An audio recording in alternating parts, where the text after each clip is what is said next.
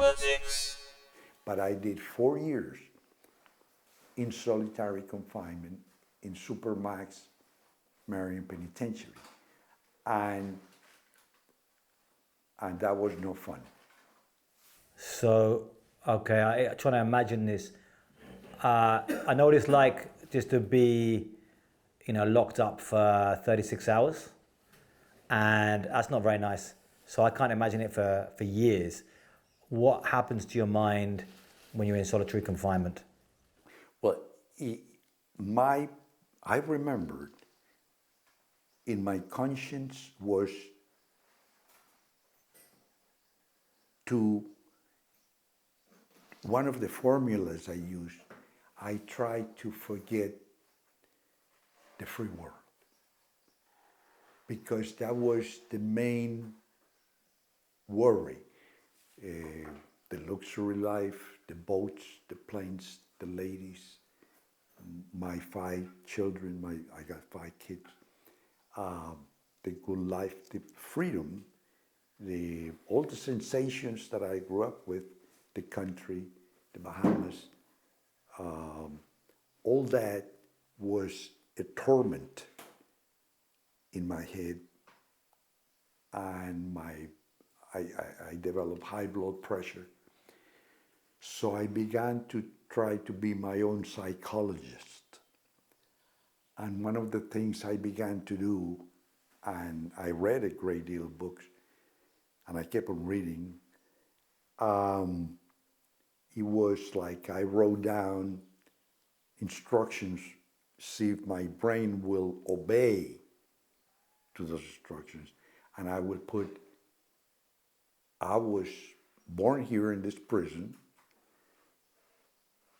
I live here all my life. I will die here, right? And my uniform is very nice uniform, prison uniform. The guards, they are not my enemy. They are other inmates that go to sleep in the outside world and come back. And all these things trying to drive my brain a little bit away from the freedom planet and remain me and my mind in the dark planet. And I says, the food is delicious. It was nasty and things like that. So in order to minimize my brain activity always flying towards what I had, well, that's dead. I don't have no more. What I have is this life sentence, and I have to persevere here and continue. And I will write down, I was born here, I live here all my life, I will continue to be here, right? And that did bring me a tranquility, trying to forget the freedom and my existence, yes. I mean, do you feel you're going crazy at times? I mean, your mind just starts to go places, hallucinating, or going when you're sitting there in a cell by yourself, day after day after day for years? I was very depressed. Sometimes I couldn't sleep. Sometimes I was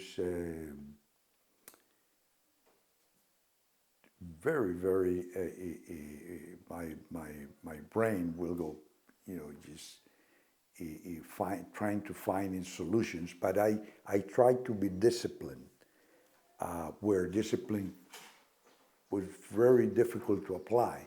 But at least I couldn't exercise, I couldn't go out, etc. And it was a perpetual confinement to that particular 8x2 cell for the rest of my existence. To deal with that, some of my formulas was that I tried to convince my brain to stay put, that was the only thing that I had. not to expect anything else. It worked for a while until one day the American government knocked on my door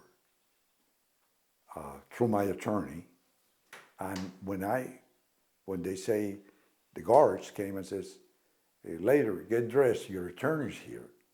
I said, "Okay." So I got dressed mechanically to see my attorney. And when I'm talking to the attorney, and the attorney's mentioning the word freedom,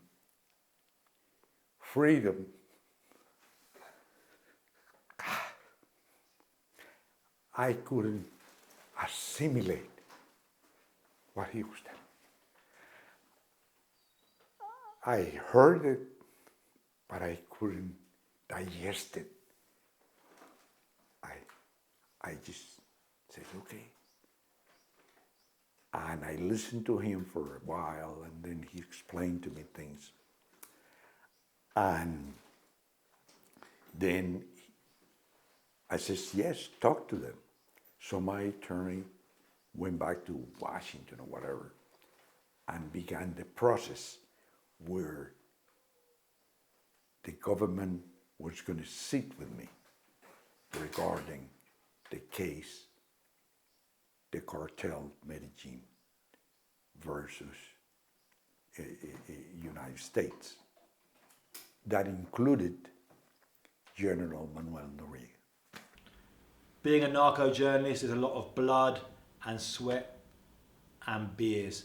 So if you want to keep these videos coming, then you can support this for completely free by subscribing on whatever platform you're watching this on.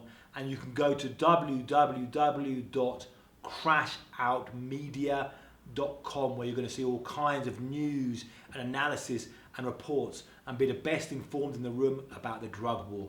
And if you want to support this, then you can for just $5 a month, the price of a cup of coffee.